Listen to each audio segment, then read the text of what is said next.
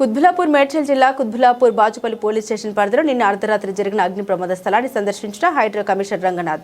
Bachupally police station పరిధి నిజాంపేటలో సర్కిల్లో గత రాత్రి రోడ్డు పక్కన ఉన్న ఫర్నిచర్ దుకాణంలో సంభవించిన భారీ అగ్ని ప్రమాద ఘటనా స్థలాన్ని హైడ్రా కమిషనర్ రంగనాథ్ సందర్శించారు.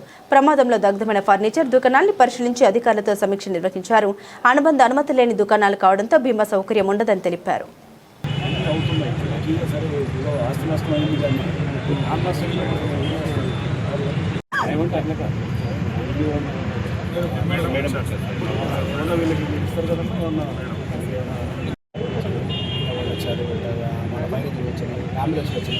పోలీసు సార్ వచ్చారు. ఇప్పుడు ఈ షాపులో అంటే ఏంటి ఫర్నిచర్ పెడతారు, ఏది మంచాలు మొత్తం 15 ఐటమ్లు ఉంటాయి సార్ మా దగ్గర.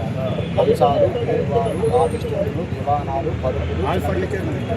ఒక్కొక్క షాపులో ఎంత మెటీరియల్ ఉంటుంది? 30 లక్షలు, 35 లక్షలు, 20 లక్షలు, 25 లక్షలు. అట్లా 10 సంవత్సరాల నుంచి ఇక్కడ ఉంటాం. ఆంధ్ర నుంచి వచ్చావు, బతుకు కోసం పెట్టుకున్నావు, దాన్ని ఎవరు తప్పట్లా మంచి పని చేసావు.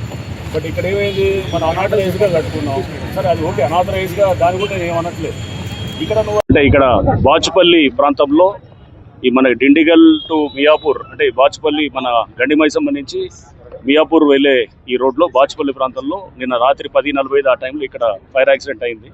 దీంట్లో దాదాపు 22 షాపులు ఏదైతే ఈ ఫర్నిచర్ అమ్మేటటువంటి షాపులు ఉన్నాయో అవన్నీ కూడా దీంట్లో ఈ ఫైర్ యాక్సిడెంట్లో వాళ్ళందరూ కూడా నష్టపోవడం జరిగింది. 22 మొత్తం పూర్తిగా కాలి దగ్ధమైపోయినాయి ఇదంతా కూడా. దీనికి బేసిక్ రీజన్ కూడా ఏంటంటే ఒక ఎలక్ట్రికల్ దీంట్లో అది కనెక్షన్ ఏదైతే అక్కడ షార్ట్ సర్క్యూటో లేకపోతే అక్కడ సడన్గా వైర్లు తెగి అక్కడి నుంచి వచ్చినటువంటి స్పార్కులు లేకపోతే అక్కడి నుంచి వచ్చినటువంటి ఫ్లేమ్ ఏదైతే ఉందో దాని ద్వారా ఇక్కడ అంటుకోవటం. అండ్ ఈ ఫర్నిచర్ అంతా కూడా ఏదైతే ఉన్నాయో ఈ కుర్చీలు, బల్లలు లేకపోతే బీరువాలు ఇట్లాంటి రకరకాల చెక్కతో చేసిన అన్నీ కూడా ఇక్కడ ఉంటాం. ఇవన్నీ కూడా ఇన్ఫ్లేమబుల్ ఆర్టికల్స్. దాంతోపాటు ఇక్కడ వీళ్ళు కుటుంబాలు కూడా ఇక్కడే నివాసం ఉంటున్నారు. వాళ్ళు సిలిండర్స్, కిచెన్ ఇదంతా కూడా ఉంటుంది. అది కూడా దీనికి కాంట్రిబ్యూట్ చేసింది. సో ఒకటి మనం ఎప్పుడు కూడా గుర్తుపెట్టుకోవాల్సింది ఏంటంటే మనం ఇన్ఫ్లేమబుల్ ఆర్టికల్ అనేది మన దగ్గర పెట్టుకున్నాం అనుకోండి, దాన్ని మనం ఎక్కడి నుంచి అయినా కానీ ఒక స్పార్క్ వస్తే కనుక ఆ ఇన్ఫ్లేమబుల్ ఆర్టికల్ మీద పట్టడానికి ఆస్కారం ఉంటుంది. ఇవన్నిటిని మనం తీసుకొని ఇప్పుడు ఈ వైరు కాలుతుంది అని ఎవడు అది ఊహకందని విషయాలు ఇట్లాంటివి. బట్ అయినా కానీ కూడా మనం విపత్తులు నివారించాలంటే ఇవన్నీ కుర్చీలు, బల్లలు ఇవన్నీ వుడెన్ మెటీరియల్ అంటే హైలీ ఇన్ఫ్లేమబుల్. రేపు ఎవరన్నా ఏది బట్టలు, గార్మెంట్స్ ఉన్నాయి అవి కూడా inflammable materials. Or for instance ఏమన్నా ఏది కెమికల్స్ లేకపోతే ఇట్లా యాసిడ్, బ్యాటరీలు ఇట్లాంటి అవి కూడా ఇన్ఫ్లేమబుల్. అంటే ఇన్ఫ్లేమబుల్ మెటీరియల్ అనే దాన్ని స్టోర్ చేసినప్పుడు మనం 1కి 100 సార్లు ఆలోచన చేసి చూసుకోవాలన్నమాట. సో ఇక్కడ ఇవన్నీ కూడా ఓకే, ఇవన్నీ గవర్నమెంట్ ల్యాండ్లో లేకపోతే ఇది అనాథరైజ్గా వాళ్ళు కట్టుకున్నది. అందుకోసం వాళ్ళ ఎవరికి కూడా ఇన్సూరెన్స్ రాలేదు. అంతా చిన్న వాళ్ళు పాపం కష్టపడి 25 లక్షలు, 30 లక్షల ఫర్నిచర్ అంతా కూడా ఇక్కడ పెట్టిందంతా కూడా వాళ్ళ సంపాదన అంతా ఒక రోజులో బుగ్గిపాలైందనమాట. సో దీనికి మనం అంటే ప్రభుత్వం తరపు నుంచి ఎటువంటిది రావాలో రెవెన్యూ వాళ్ళు ఆల్రెడీ నివేదిక ద్వారా పంపిస్తారు.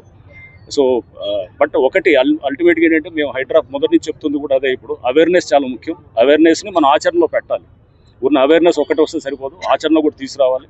తీసుకొచ్చి ఎక్కడ ఫైర్ అవ్వడానికి ఛాన్స్ ఉందనే దాన్ని మనం పెడితే, ఎందుకంటే మనం పాత గణాంకాలు చూస్తే కనుక లాస్ట్ కొన్ని సంవత్సరాలుగా కూడా ఫైర్ యాక్సిడెంట్స్ గణనీయంగా పెరుగుతున్నాయి అన్నమాట. సో ఈ సంవత్సరం కూడా పెరగడానికి ఆస్కారం ఉంది. సో మనం ముందుగానే మనం ఈ జాగ్రత్తలు వహిస్తే కనుక మన ఆస్తులు, మన ప్రాణ నష్టం కాకుండా కూడా మనం సంరక్షించుకోగలుగుతాం. వైస్ సిబ్బంది క్షేత్రస్థాయిలో తనిఖీలు చేయట్లేదని చాలా వినికిడి వినబడుతుంది. ఫైర్ లేకపోతే హైడ్రా ఎన్ఓసిస్ ఇస్తుంది. ఇది కూడా ప్రభుత్వానికి మేము నివేదించాం కూడా. దీని మీద కూడా పవర్స్ గురించి కూడా హైడ్రా ప్రభుత్వ దృష్టి తీసుకెళ్ళింది. దాని మీద కూడా ప్రభుత్వం కూడా సానుకూలంగా ఉండి పవర్స్ ఇవ్వడానికి కూడా జరుగుతుంది. బట్ తనిఖీలు ఎన్నని చేస్తారు దీనికి. అందుకోసం ఏంటంటే లక్షల వేల మంది ఇది ఇట్లాంటి జరుగుతుంది. సో దీనికి ఏంటంటే మన awareness important. Plus of course రేపు ఎవరన్నా కనుక ఇట్లాంటిది చేస్తే సీజ్ చేస్తారనేటువంటిది కూడా ఉండాలన్నమాట.